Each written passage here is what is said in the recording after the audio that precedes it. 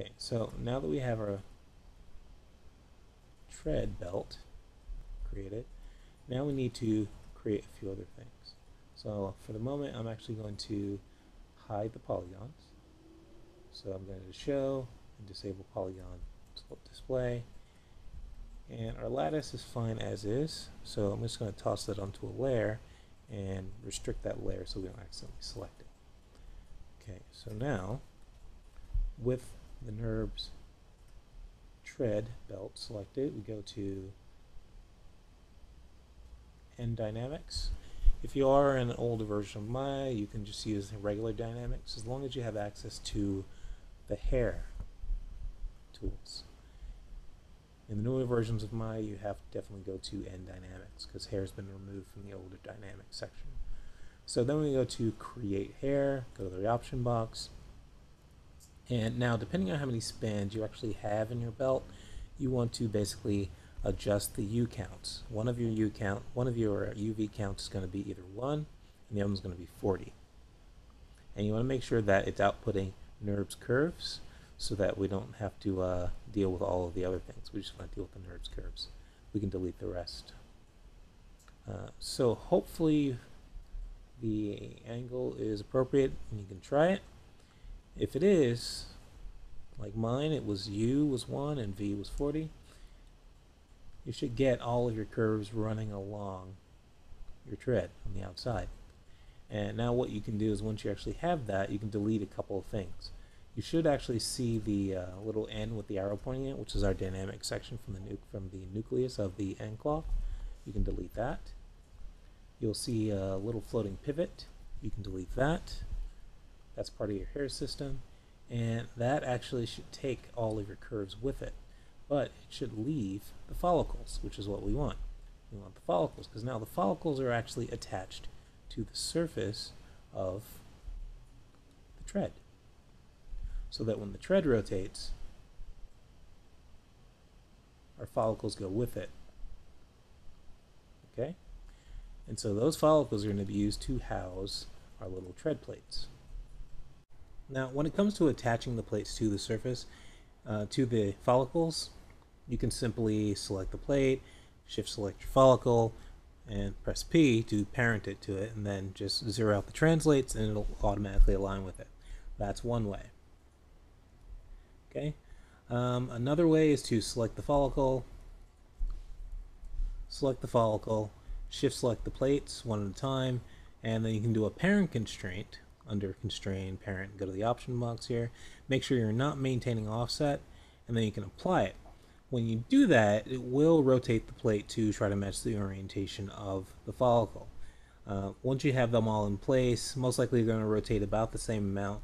It's pretty easy to just select them all and rotate them so that they're actually flush to the surface. Those would be the easiest ways to do it without having any scripting experience.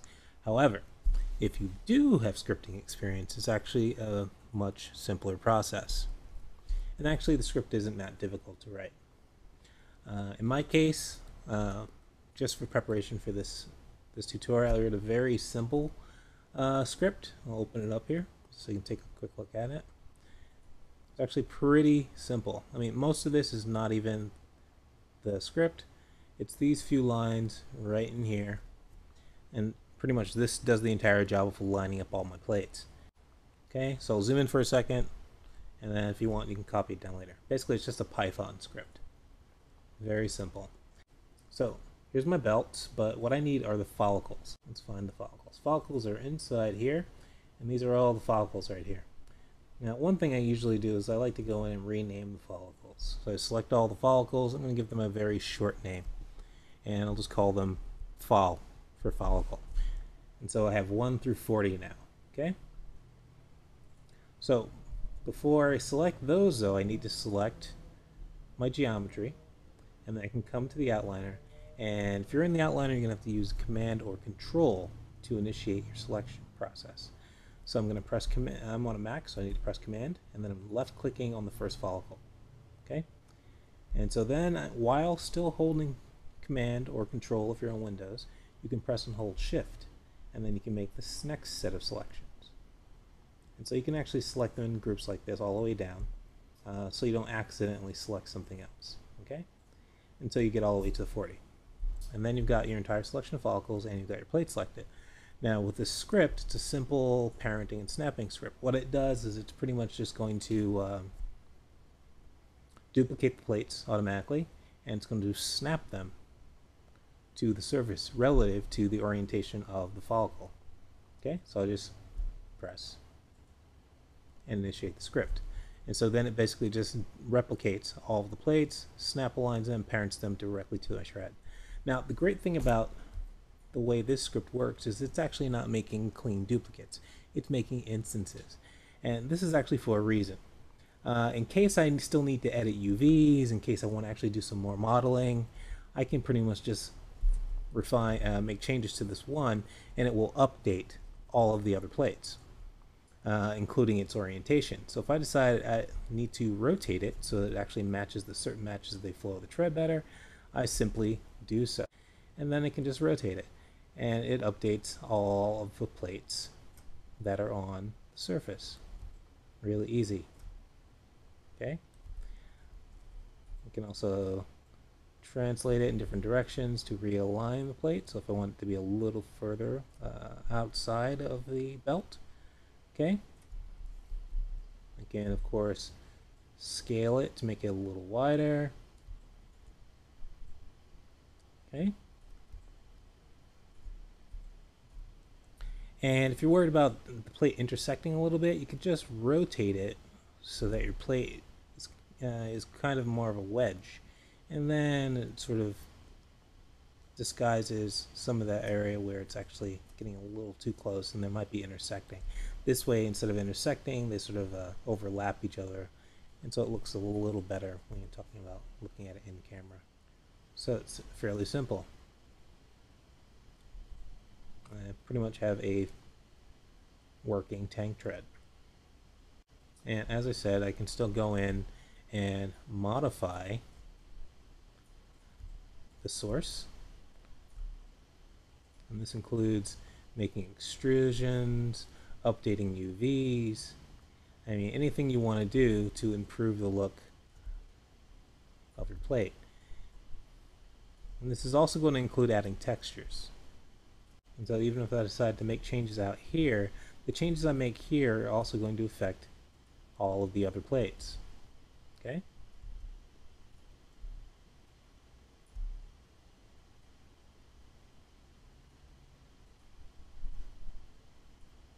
So it's fairly simple, pretty easy to work with. Now, one of the last parts of basically completing your treads is going to be making sure that you actually have a tread for the other side. Okay, so it's actually pretty easy to do. You simply go into your outliner. You need to select a few things. You select your tread belt, select the group around the lattice, and you select the group that's around your follicles. This will basically also include the instanced plates. Okay, and then all you have to do is go to Edit, Duplicate Special, Option Box. Now by default, settings will look like this. Usually, you want to change it a couple of different ways. So you can do Group Under World. Make sure it's a geometry type is copy, and then you want to go down and choose Duplicate Input Graph. This way it will duplicate all of the connections associated with your lattice and the instances and all their basic relationships with each other. You can also tell it to assign unique name to child nodes. This way that there's no weird overlap of object names or connections or anything like that. Okay, so once you have those things set, you just duplicate special, and then all you have to do is with your tread belt and your lattice group selected, go to the channels box, and you should go to the translate X value. Ideally, if you created these the way I did, everything should basically center out at 0. So what you can do is go to the translate X value and just make it a negative value, and it should move your treads and the plates to the equal opposite side. No problem. And everything should still work. So if I actually come in here and I select the tread for the right side and rotate it, it should manipulate the place just like the left side did.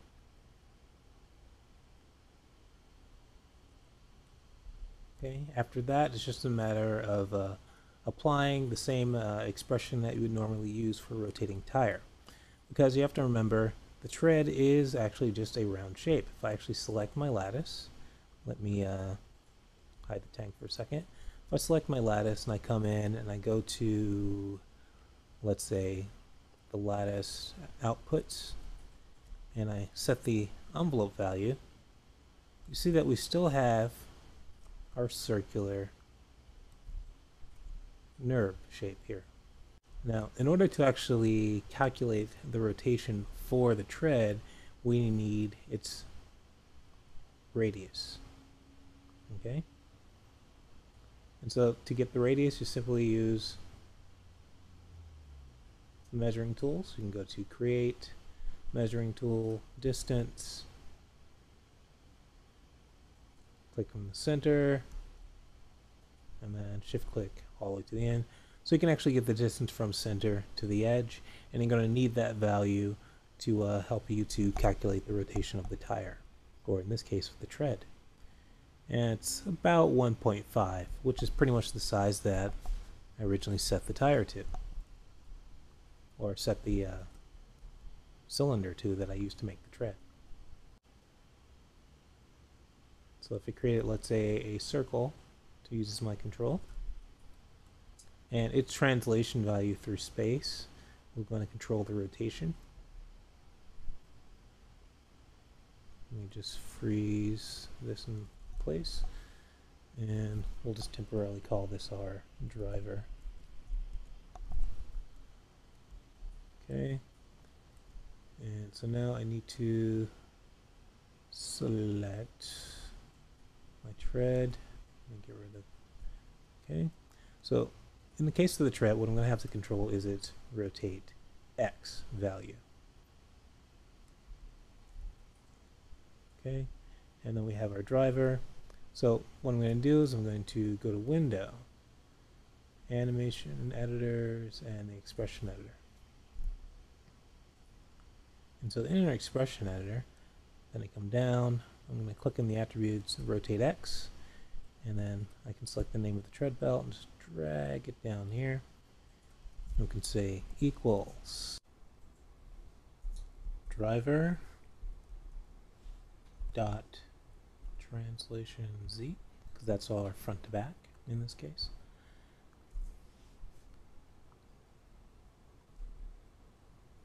Divided by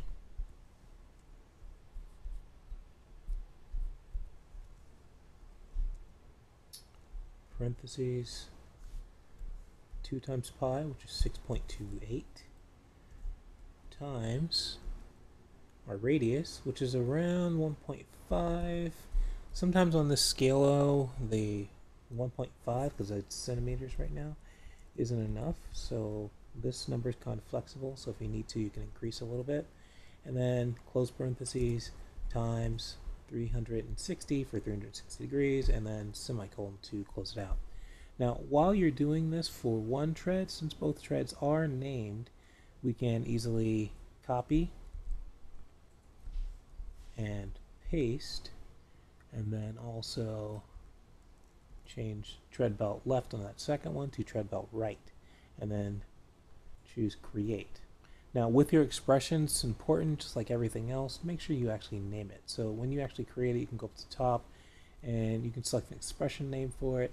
I'll call this one tread rot for rotate underscore exp for expression, and then just edit to update that name.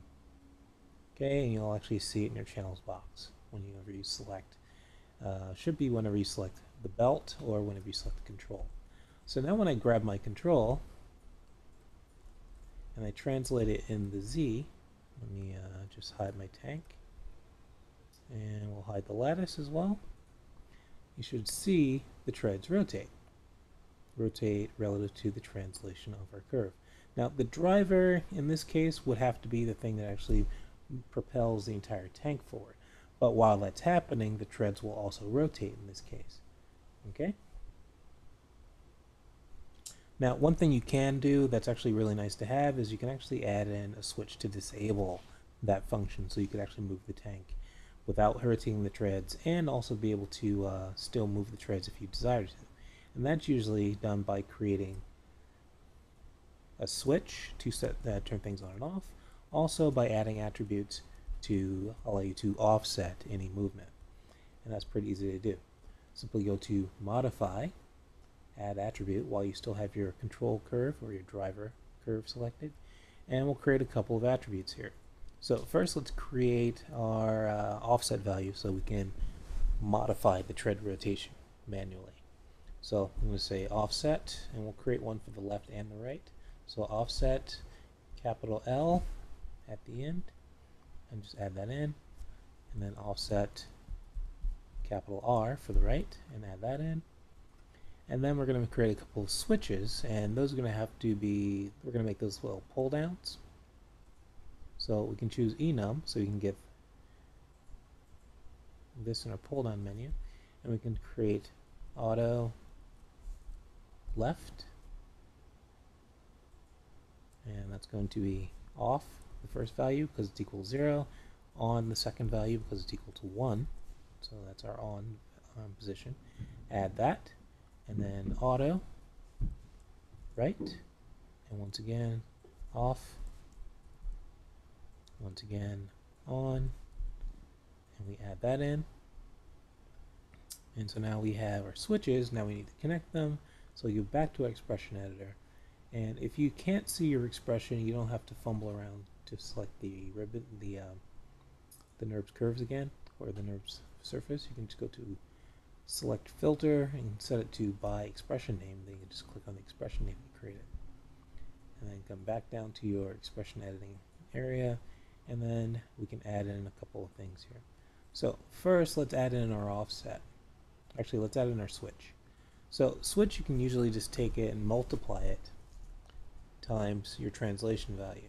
So that's going to be driver dot auto. You need to make sure that you typed it the same way that you created the attribute, so auto capital L, and then times driver dot auto capital R for the right side. And to make sure that everything is going to continue to calculate properly, it's usually a good idea to stick things in parentheses if you have more than one value calculating in any part of an expression, just to make sure everything continues to, as I said, calculate properly. So also we can come in here and we can add our offsets. So make sure that when you're putting in your offset values that you specify driver, because that's the transform or the control that it's on, to make sure you specify that before every single one. So driver dot offset left and offset right plus the rest of the expression. Edit those in, and so now if we test this, we have our left offset. If we just scrub the value, you can see that it's actually rotating our tread. Same for the right side. And now both of these should still be able to work even with the automation active. So we can translate to rotate our treads, but we can also key another reaction, so we could actually slow one tread down by counter animating it if it was automating, or we could manually rotate it if the automation is disabled.